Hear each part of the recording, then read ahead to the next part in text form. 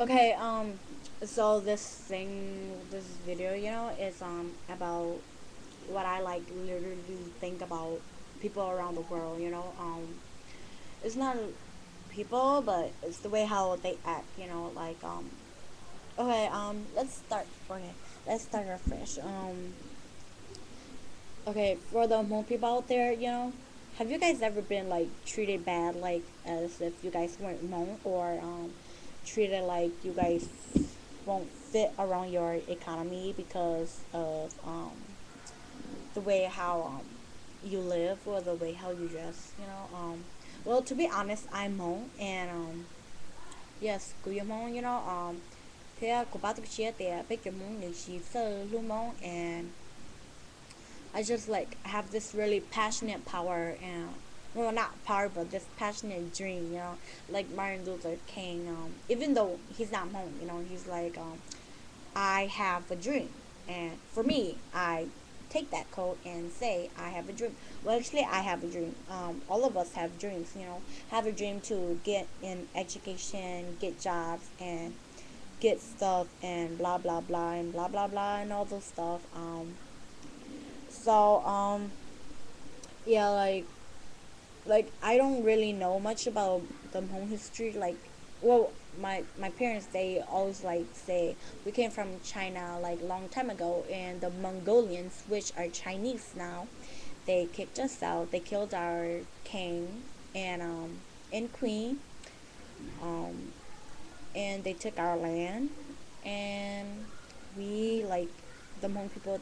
We immigrated to down to Laos, and we went there. We thought we had peace, but the Laotians, they decided to treat us bad too. So during the 1950s or 1960, I think that's the year. And general, there's this one kid named Pao, right? Pao Vang.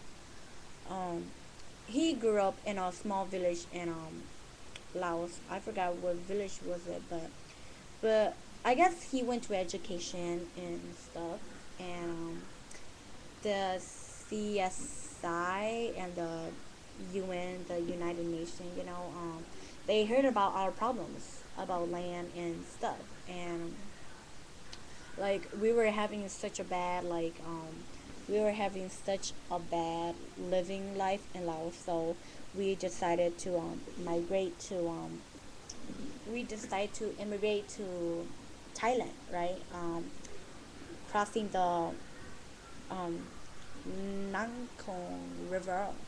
I think it's the Nangkong, but I'm pretty sure it's not. I heard of it. I think it's the Mekong River or the Nangkong River, and most people when they got to Thailand, they moved to Vinai, La Chi Châu O, yeah, 52. Yeah, so I'm just saying what I know, I'm like basically just like putting everything together and not making sense at all, but yeah, I just want to say that Hmong, like us, we should like love each other, not hate and discriminate and like be. I mean, we can be embarrassed to the culture, but they don't give us the right to talk about our own culture, because if it wasn't for a general, they probably wouldn't be here, and if it wasn't for our parents, we wouldn't be here. We would be dead, right? So, and I'm just kind of mad about like how Hmong girls like that video. Like they they deleted it, but I still remember it. There's a lot of comments on it, and if you guys haven't seen it, somewhere in the YouTube channel they might have it, so you guys can just go search for it somewhere. It might be in one of the channels in there. I'm not sure what is it, but yeah. So I would like to tell everyone that like hai topic trong Hmong thì bây giờ chuyện Hmong nè po. Well, for me, like I am really passionate about Hmong. Like if someone talk about Hmong people, I will like stand up. But if there's more than two or three, I wouldn't, because they would jump my ass. And so I would just stay and listen about how they blabber, how like us Hmong people eat cats and stuff, which is really dumb. Like a long time ago, I know we used to, because there is this one story my mom told me. It well, the cats were put on the I see jaw to jaw you know. So the tiger will like come in and eat tỏ bua tỏ cái tỏ nhún and so the humans, us Hmong people, tim hong chai, so the tiệc chúa like chúa na, you know, cages and stuff, so the chúa tàu ấy to jaw, and then the mo to jaw like to, I guess they like set trap for the tiger, and there's meat in it, and the the tiger probably like it went in there, and so yeah, and it's like the tiger walking in there, you know, like and stuff, and so your people cho bên hông tiệc chúa tàu chọi đó, and so bên chúa tàu bên mua tuổi chọn đỡ nữ bên mua nữ chọn cái mua nữ chọn lâu của ta bên mua nữ, and then we hung his what you call it, fur, you know, the leftover of his fur, and then we like left it there and then at night, couple week or couple days later or a day later, you know, they'll be crying and coming to the tiger skin, yeah, the tiger skin, that was the word I was looking for, the tiger skin, and they will like come, you know, go like you know, like cho phi cho, you know, like phi cho cha có cha lớn có dùng, you know, and so like most Hmong people, they got scared, so they like chúa me there, they did what they did to the cat, to the tiger, and so like chúa to, and then they took those cats, and after the cats got dropped, and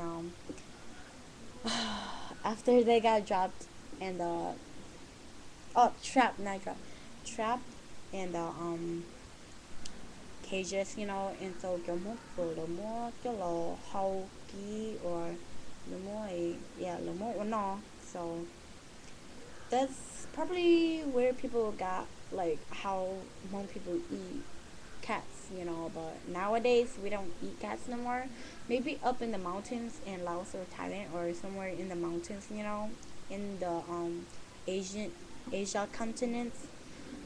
Most people still eat cats, but I'm not even sure, you know. I think it's just a myth, or like a fake story that random people made up to make fun of us. Like the KDW song about us Hmong people, you know, da da da, blah blah blah stuff, trying to make fun of us. Well, when I first heard it, you know, to be honest, when I first heard about it, like I was so mad, but when I actually listened to it, I was like, okay, that shit was so dumb, and it did not make sense at all, you know. Um, and the UCLA thing, it's, well, it's not like to Hmong people, you know, it's about Asian people, how loud they are, you know, and the the video how Hmong girls lie. I think it's pretty dumb of them. The film Hmong, but then they will like make the video too, and this 2011 has been the saddest year, and like because General Ving Pao, he died, you know, people been spreading rumors about he would not die. He's like like he don't have much to live. Like I know, like I like saw him for the last time and at the New Year River Center, St. Paul, Minnesota. At the Excel Center. He was there. I saw him.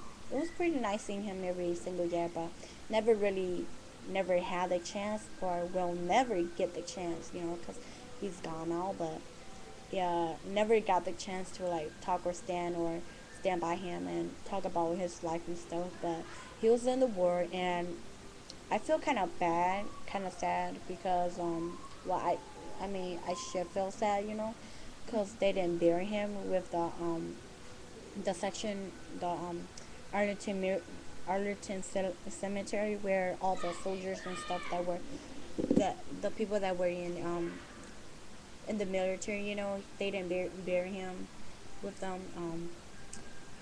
I don't know why, but then they didn't. I guess is it because of our race or what is it? I like don't really understand it, but yeah. I'm sorry. I just like went all over everything. So this was just like a blog, video blog about me talking, and it's kind of done. So yeah, just leave any bad comments, anything in there. So yeah, see you guys next time. Bye.